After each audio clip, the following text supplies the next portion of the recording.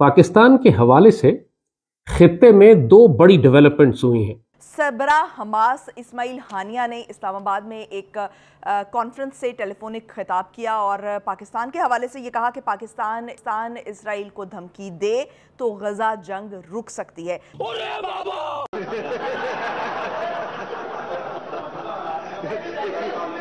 ये जो तुम आज खामोशी का लिबादा ओढ़े 1 अरब 70 करोड़ मुसलमान जो बैठे हुए हैं, इनकी शामत अमाल आने वाली है। और अगर हमने खामोशी इख्तियार की तो हमारी बहुत बुरी शामत अमाल आएगी और अल्लाह के यहाँ अज़ाब तो उसका लिखा हुआ है। आपने सबसे पहले घबराना नहीं है। इसराइल के साथ तो जंग चल ही रही है, लेकिन अब मुसलमान आपस में भी लड़ने जा रहे हैं और गालिबन यही ख्वाहिश थी इसराइल की। क्लियर कट बता रहा हूं कि ख्वारी के लिए तैयार हो जाएं, फुल ख्वारी होगी आपकी। अब आए ना लाइन पे।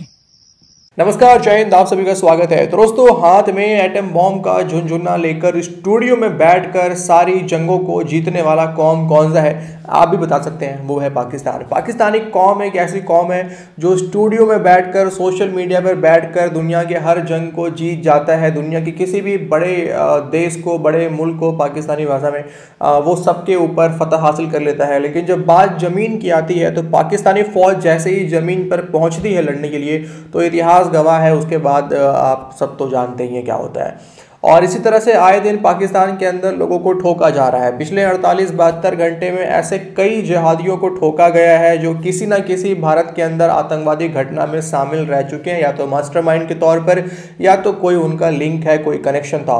उन कई ऐसे जिहादियों को ठोक दिया गया है। लेकिन इसके बावजूद जो पाकिस्तान की social media number 1 ISI agency है वो घंटा कुछ नहीं कर पा रही है और पता नहीं चल रहा है कि ये खुद ISI करवा रही है या फिर कौन करवा रहा है। हालांकि पाकिस्तानी मीडिया, ऐसे कई पाकिस्तान के अंदर मीडिया पर्सन हैं जो ये कह रहे हैं कि ये भारत का ही काम है जो POK में हो रहा है, और अब तो अमित शाह ने भी कह दिया है, तो इसके ऊपर भी रिएक्शन आना बाकी है पाकिस्तानियों का।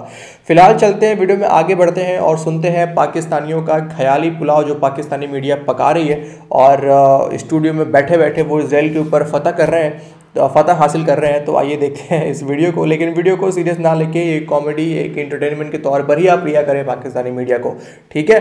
बढ़ते हैं वीडियो में आगे बढ़ने से पहले चैनल को सब्सक्राइब करें, बेल आइकन को प्रेस करें और वीडियो को लाइक भी जरूर से कर दें।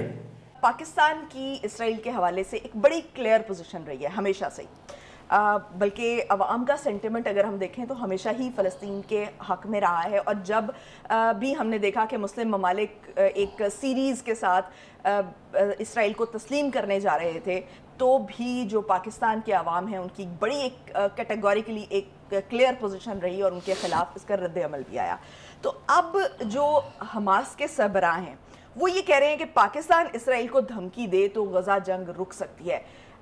ऐसा किस वजह से कहा गया है? पहली बात तो यह है कि अब हम तस्लीम शुदा न्यूक्लियर पावर हैं। इसराइल तस्लीम शुदा नहीं है क्योंकि उसने डिक्लेयर नहीं किया, लेकिन उसके बारे में भी यही कहते हैं कि उसके पास भी अपना न्यूक्लियर प्रोग्राम है और न्यूक्लियर आर्सेनल्स हैं।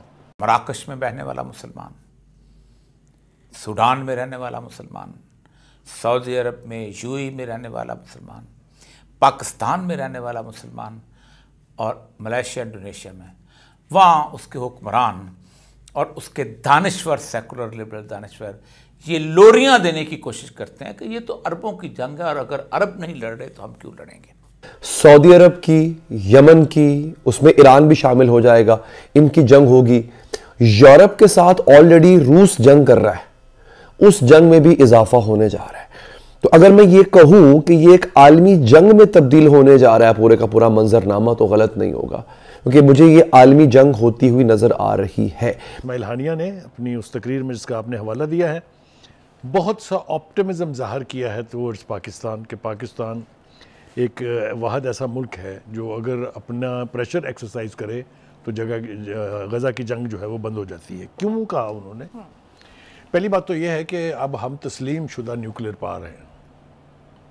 इसराइल तस्लीम शुदा नहीं है क्योंकि उसने डिक्लेयर नहीं किया, लेकिन उसके बारे में भी यही कहते हैं कि उसके पास भी अपना न्यूक्लियर प्रोग्राम है और न्यूक्लियर आर्सेनल्स हैं। अमेरिका इस वक्त अपनी बका की, सलामती की और बहसीत एक सुपर पावर के बहुत बड़ी जंग के अंदर दाखिल हो चुका हुआ है। पाकिस्तान समेत पूरी मुस्लिम उम्मा की इस वक्त हालत जो है वो ये है कि हमने एक ऐसी बदतरीन खामोशी इख्तियार की है और साथ साथ हम में बेहसी भी दिखाई है। ये स्पेन का एक फुटबॉल स्टेडियम है, इसके अंदर लोगों ने वहाँ जाके नारे लगाए हैं कि ये देखो हम ये मैच नहीं देखेंगे क्योंकि ग़ज़ा के अंदर जो सूरत हाल हो गई है उसके अंदर हमें मैच देखने को जी नहीं चाहता। हमने पूरा 1 महीना क्रिकेट मैच देखा, शर्तें लगाईं, दुआएं की। कितने बेशर्म थे हम वो लोग कि जिन्होंने क्रिकेट की टीम के जीतने के लिए नफल मांगने लेकिन ग़ज़ा के मुसलमानों के लिए कुछ नहीं किया। उसके बाद आप ये समझते हैं कि अल्लाह ताला हम पे रहम करेगा, अल्लाह ताला हम पे करम करेगा। मेरे सामने इस वक्त जो बयान है यमन का, जो अंसारुल्लाह पार्टी है, बेसिकली यमन की इस वक्त जो फौज और यमन पे जो हुकूमत है वो अंसार अल्लाह पार्टी की है, उसके तर्जुमान का ये बयान बड़ा मेरे लिए हैरानकुन था। उनके बयान के बुनियाद पर मैं ये बात कर रहा हूं कि यमन सऊदी अरब पे हमला कर सकता है और ये बहुत अजीबोगरीब बात होगी क्योंकि हमें सऊदी अरब इजराइल के कैंप में नजर आएगा, यमन और दीगर कुछ और ममालिक जिनका भी जिक्र करूंगा मैं, वो हमें फलस्तीन के कैंप में नजर आएंगे और फिर ये आपस में लड़ते हुए नजर आएंगे।